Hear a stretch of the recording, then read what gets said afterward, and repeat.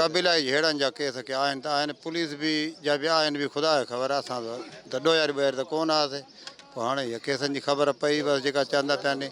फ़ौज सां मुतनिम असां बिल्कुलु सही आहे इहा पॉलिसी भली आहे इदारे ताईं हा इदारे सां बिल्कुलु मुतनिम बस ये वांगार हो हुकूमत जो बाक़ी ॿियो त अहिड़ो कान हुआ क़ौमियत झेड़नि जा हुया केस पोइ अलाए केतिरा ई हुया ख़बर ई न आहे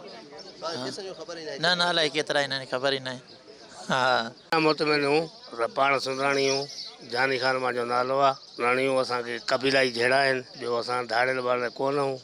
न को इनाम असां पाऊं न कुझु बाक़ी जेके पुलिस जा केस आहिनि पुलिस मुक़ाबले जा ॿियो केस असां ते कुझु ई कोन्हे बाक़ी असां पॉलिसी ते मुतमिन आहियूं इहा त हाणे 3 साल पुराणी ॻाल्हि आहे बाक़ी हाणे त केस तक़रीबन 50-60 केस थींदो इदारनि जे तरफ़ां असां सिलेंडर थिया आहियूं भली पॉलिसी आहे असां बिल्कुलु मुतमिन आहियूं इनशाला शहरी ज़िंदगी गुज़ारींदासीं इनशाला झंगल जेके आहे उहा ज़िंदगी भली त कोन्हे का अलाह ख़ैरु कंदो जेको बि आहे असां इदारनि जे तरफ़ां पेश थिया आहियूं ऐं मुतमिन बि आहियूं अलाह हक़ु थींदो सभिनि सां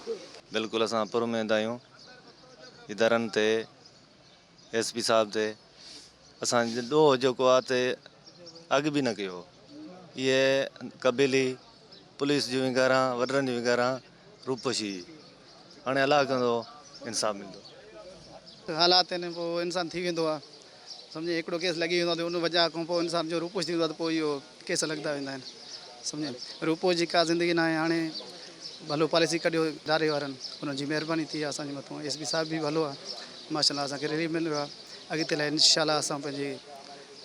भलो ज़िंदगी गुज़ारींदासीं निकिरी वेंदासीं ॿारनि खे पढ़ाईंदासीं इनशाला असां पाण बि चङो शहरी थींदासीं इनशाला पाकिस्तान जे केॾी पाकिस्तान ज़िंदाबाद असां ते वॾेरनि कूड़ा केस कराइनि को असां अगवा कई आहे न कुझु क़ौमियत जा आहिनि जहिड़े जा को बि कुझु ई न सिलेंडर पिया थियो केतिरा मुतमिन आहियो असां वॾा मुतमिन तॾहिं त आया आहियूं असां ख़ुशि आहियूं बिल्कुलु सॼो आवाम आयो आहे ख़ुशि आहियूं असां इन ॻाल्हियुनि में दुनिया जी हर शइ छॾे करे असां बिल्कुलु सिलेंडर थी आहियूं ॾोह त असां में हुया ई कोन माना इहे झेड़नि जा केस हाणे पेश थिया आहियूं असां शुक्रगुज़ार आहियूं हुकूमत जा अहिड़ो मसइलो कोन्हे ॾोहनि जो ख़ुशि थिया आहियूं असांखे ज़िंदगी भलो शहर में झेड़नि जो ॾमर हुया शहर में आयासीं थाणे में पेश थियासीं भलाई थियो बसि इहो बि अलाह भलाई कंदो असां सॼा मुतमिन आहियूं सभु जेके सभु मुतमिन आहियूं झेड़नि खां इहे थिया झेड़नि खां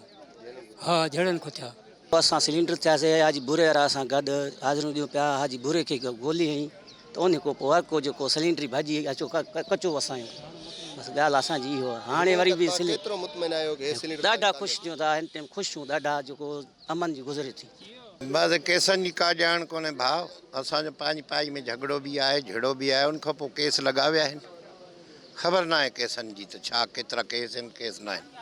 अॻ में जेके आहे कबैली झड़नि जा बि केस आहिनि पाण में बाक़ी पुलिस मुक़ाबला बि आहिनि भई इहे ख़बर न आहे त केतिरा केस थी सघनि था हाणे इहा पॉलिसी हुकूमत जी सुठी आई आहे हाणे इन जे करे हथियार फिटा करे असां हुकूमत जे हवाले छयूं अलाह जेको रोज़ भलो मिलंदो केसनि को अची वेंदा